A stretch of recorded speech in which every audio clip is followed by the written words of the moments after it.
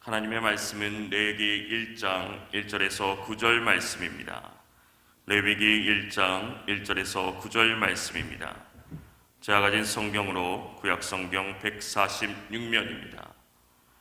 오늘 말씀은 레위기 1장 1절에서 9절 말씀입니다. 여호와께서 회막에서 모세를 부르시고 그에게 말씀하여 이르시되 이스라엘 자손에게 말하여 이르라. 너희 중에 누구든지 여호와께 예물을 드리거든 가축 중에서 소나 양으로 예물을 드릴지니라. 그 예물이 소의 번제이면 흠없는 수컷으로 회막문에서 여호와 앞에 기쁘게 받으시도록 드릴지니라. 그는 번제물의 머리에 안수할지니 그를 위하여 기쁘게 받으심이 되어 그를 위하여 속죄가 될 것이라. 그는 여호와 앞에서 그 수송아지를 잡을 것이요 아론의 자손 제사장들은 그 피를 가져다가 회막문 앞 제단 사방에 뿌릴 것이며 그는 또 그 번제물의 가죽을 벗기고 각을 뜰 것이요 제사장 아론의 자손들은 제단 위에 불을 붙이고 불 위에 나무를 버려놓고 아론의 자손 제사장들은 그 뜬 각과 머리와 기름을 제단 위에 불에 있는 나무에 버려놓을 것이며 그 내장과 정강이를 물로 씻을 것이요 제사장은 그 전부를 제단 위에서 불살라 번제를 드릴지니 이는 화제라 여호와께 향기로운 냄새니라. 아멘. 2021년 7월입니다. 한 해의 전반기를 보냈고 이제 후반기를 시작합니다. 여전히 코로나19 감염병 상황이 계속되고 있습니다. 어려움 속에서도 함께 계신 하나님을 믿음으로 승리하시기를 축복합니다. 코로나19가 우리의 삶의 모습을 바꾸어 놓았습니다. 예배도 예외가 아니죠. 비대면 예배가 길어지고 있습니다. 예배당에 모여서 예배 드리지 못하다 보니 예배 형식도 달라졌습니다. 그 중에 한 가지는 헌금을 드리는 방법입니다. 예배당에 나올 수 없는 분들이 온라인으로 헌금을 하십니다. 전통적으로 헌금은 현금을 깨끗한 것을 보면 미리 구별하여 두었다가 깨끗한 것이 없으면 인두로 다려서라도 정성스럽게 드렸습니다. 그런데 모일 수 없게 되니 온라인으로 드리는데 이런 방법을 편리하게 생각하시는 분들도 계십니다. 교회 재무부도 장부 정리만 하면 되니 편리한 면이 없지 않습니다. 그러나 헌금은 직접 드리는 것이 제격이라고 생각하는 분들이 여전히 많습니다.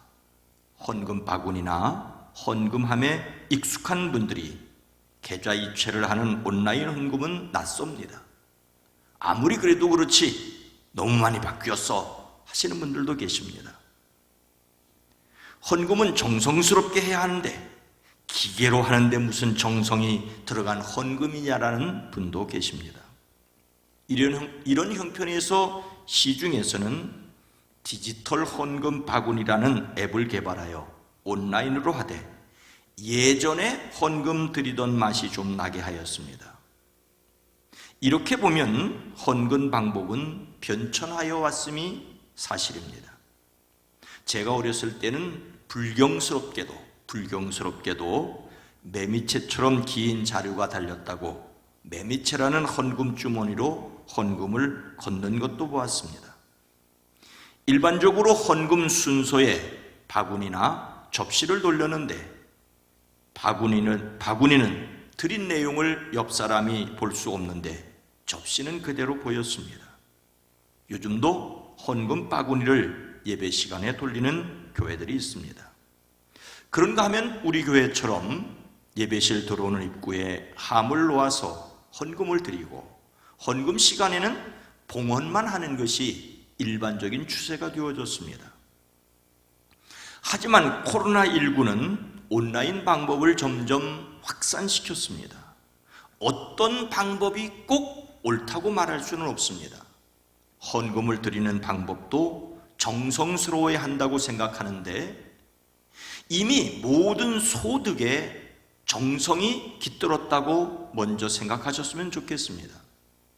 정성스럽게 드리기를 원하는 마음도 소중하지만 이미 수고하고 애써서 벌어들인 것을 하나님의 것으로 구별하는 것입니다.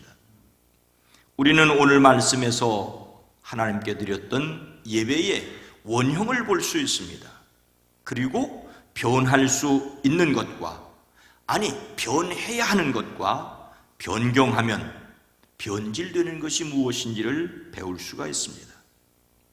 오늘 말씀은 예배에 관한 기초적인 말씀입니다. 하나님께 예물을 드리는 사람은 어떻게 예물을 바치라고 하십니까? 3절 말씀입니다. 그 예물이 소의 번제이면 흠 없는 수컷으로 회막문에서 여호와 앞에 기쁘게 받으시도록 드릴지니라. 하나님께서 모세를 부르셔서 그에게 말씀하십니다. 이스라엘 자손들에게 말하여라. 너는 그들에게 다음과 같이 일러라.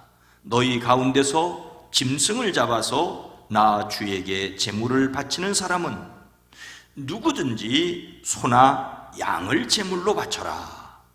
바치는 제물이 소를 번제물로 바치는 것이면 흠 없는 수컷을 골라서 회막 어귀에 바치되 나 주가 그것을 기꺼이 받게 하여라.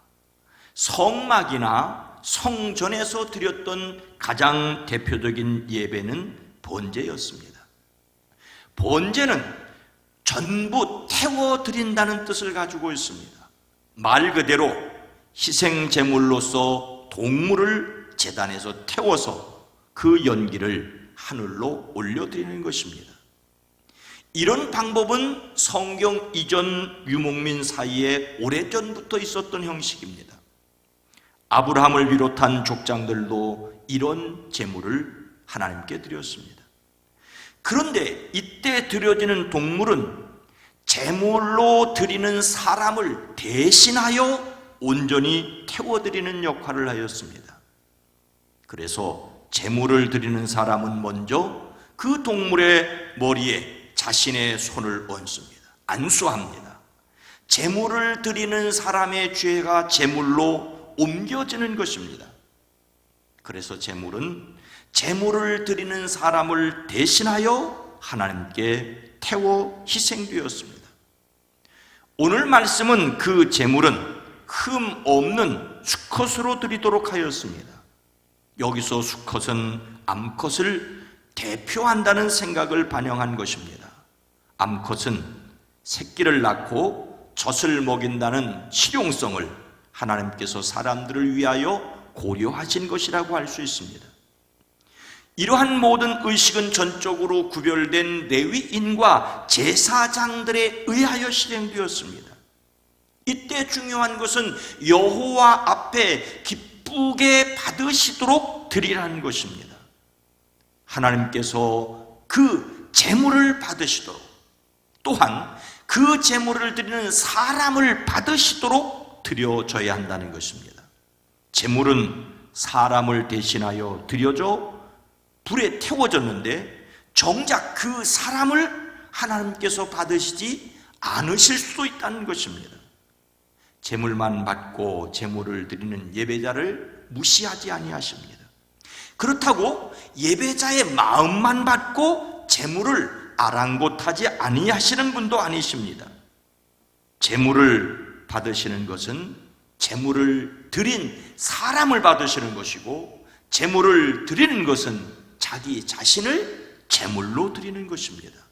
그래서 정성스럽게 드려야 했습니다.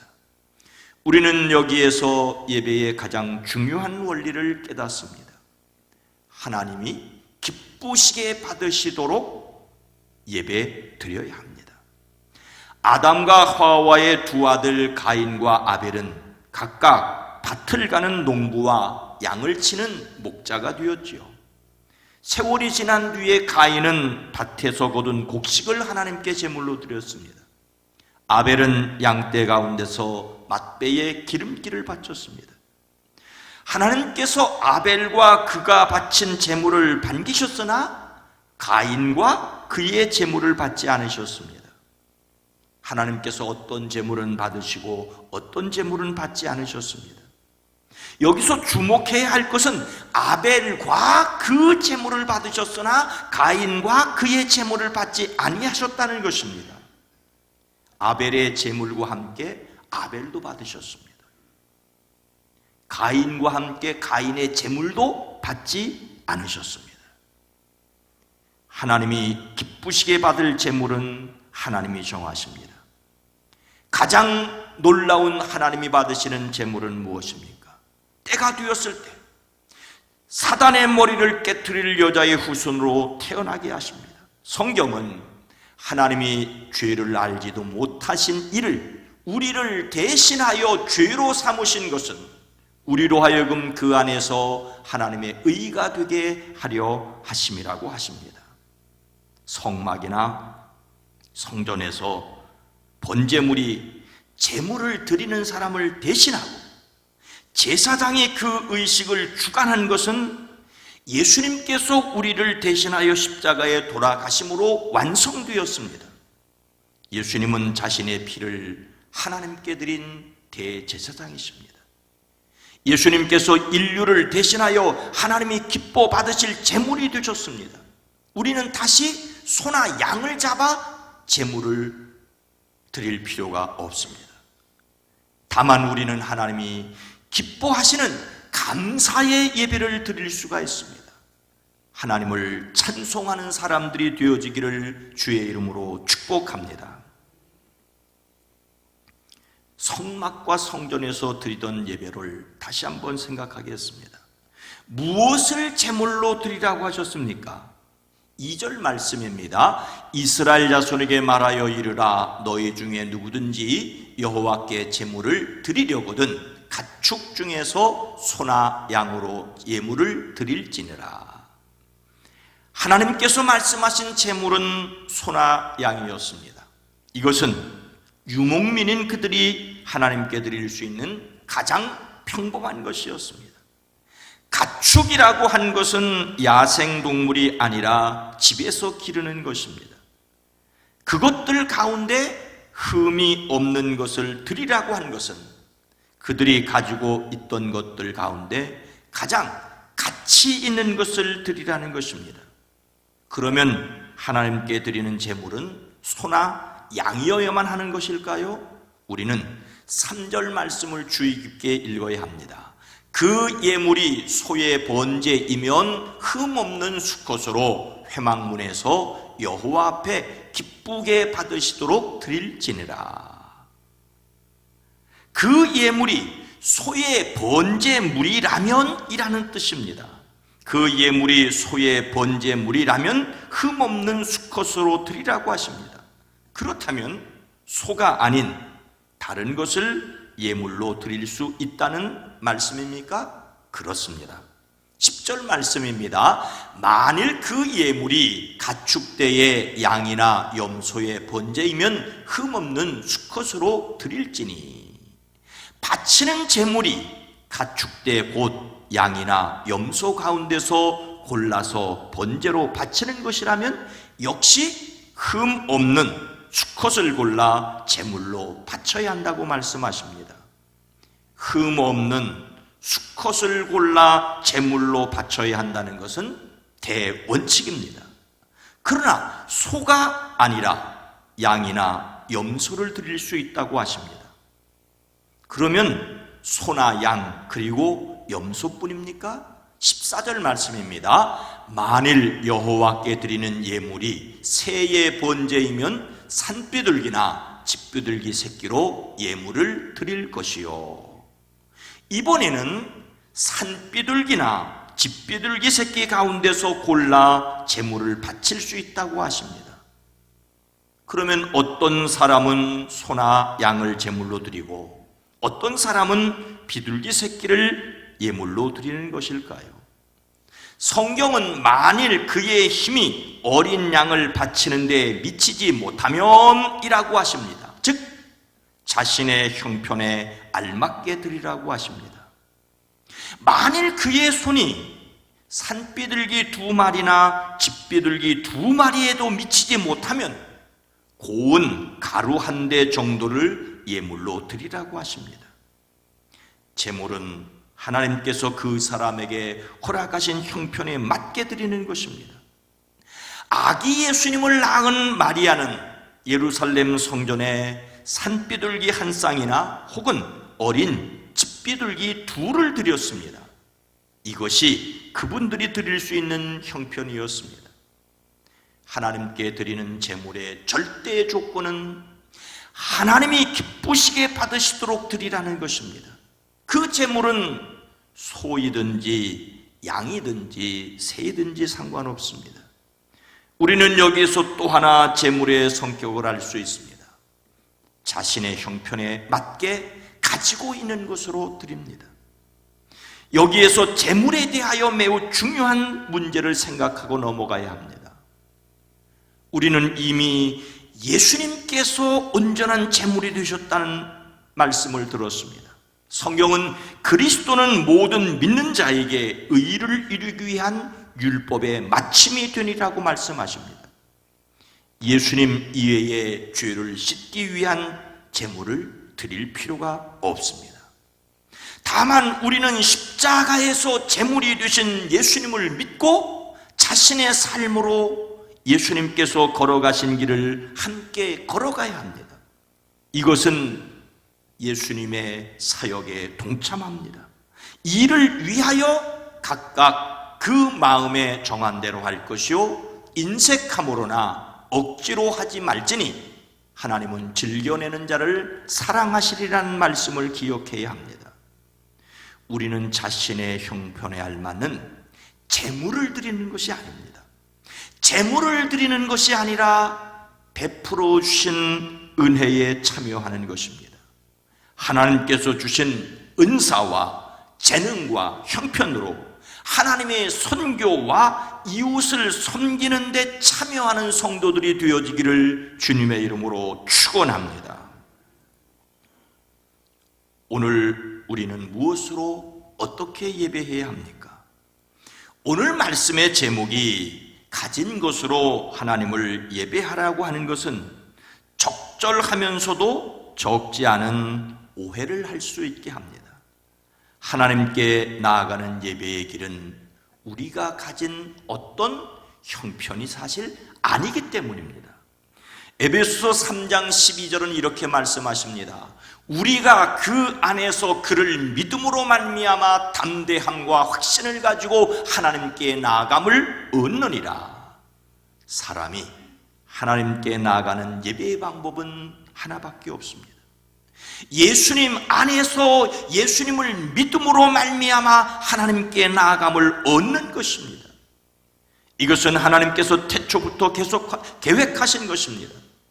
예수님께서 친히 말씀하시기를 내가 곧 길이요 진리요 생명이니 나로 말미암지 않고는 아버지께로 올 자가 없느니라고 말씀하셨습니다. 이것을 사도들이 확정하였습니다. 다른 이로서는 구원을 받을 수 없나니 천하 사람 중에 구원받을 만한 다른 이름을 우리에게 주신 일이 없음이라 하였더라. 성령 충만한 베드로가 예루살렘에 있는 대제사장들과 관리들과 장로들과 서기관들 앞에서 외쳤던 말입니다. 온전한 제물이 되신 예수님을 믿음으로 하나님께 나아가게 되었습니다. 그런데 예수님을 믿음으로 하나님께 나가는 사람들이 기억해야 할 말씀이 또 있습니다. 로마서 12장 1절 말씀입니다. 함께 읽습니다.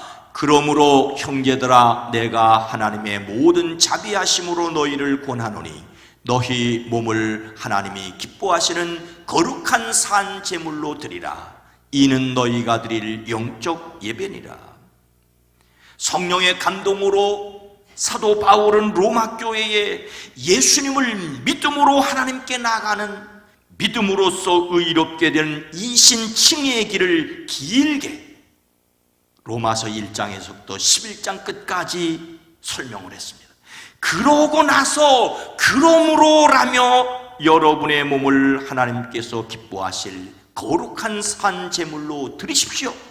이것이 여러분이 드릴 합당한 예배입니다라고 하였습니다.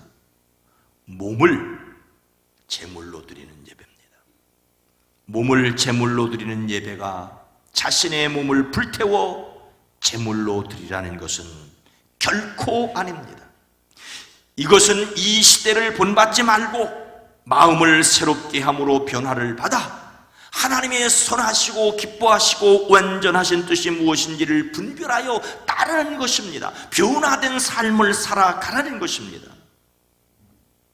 오늘 본문 말씀은 하나님께서 기쁘게 받으실 제물을 드리되 소든 양이든 비둘기든 자신이 가지고 있는 것을 드리라고 하였습니다. 이것은 바로 삶의 예배를 드리라는 말씀으로 해석할 수 있습니다. 우리는 하나님께서 주시는 은사와 재능과 형편을 가지고 하나님의 선교와 이웃을 섬기는 데 참여해야 합니다. 그런데 우리가 어떻게 이런 예배를 드릴 수가 있겠습니까? 로마서 8장 9절 말씀입니다. 만일 너희 속에 하나님의 영이 거하시면 너희가 육신에 있지 아니하고 영에 있나니 누구든지 그리스도의 영이 없으면 그리스도의 사람이 아니라. 우리가 예수님을 믿는다는 것은 우리로 예수님을 믿을 수 있게 하시는 하나님의 영이 우리 영 속에 들어오셨기 때문입니다. 자기를 증언하시는 그리스도 예수님의 영이 우리와 함께 계시기 때문입니다. 이분은 다른 이름으로 보혜사 성령님이십니다. 우리가 가진 것으로 하나님을 예배할 수 있다고 한다면 그것은 하나님의 영뿐입니다. 하나님의 영, 그리스도의 영, 성령님이 그 사람의 영에 함께 하시지 않으면 결코 하나님께 예배할 수 없습니다. 몸을 드리는 예배도 불가능합니다. 다만 고상한 인격을 수양하는 시도일 뿐입니다. 우리는 믿음으로 모신 예수님으로 하나님께 예배할 수 있습니다. 예수님을 믿음으로써 하나님께 나아가야 합니다. 예수님을 믿는다면서도 여전히 율법의 비늘이 씌워 있는 것처럼 보여 참으로 안타깝습니다. 우리로 하나님께 나아가게 하는 제물은 예수님뿐이십니다. 예배 시간에 해야 할 일은 오직 예수님을 기억하고 예수님을 감사하고 찬양하는 것입니다.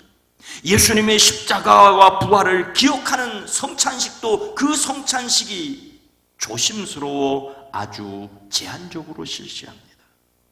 예배를 위하여 예배에서 온전히 예수님만을 의지하시기를 주의 이름으로 축복합니다.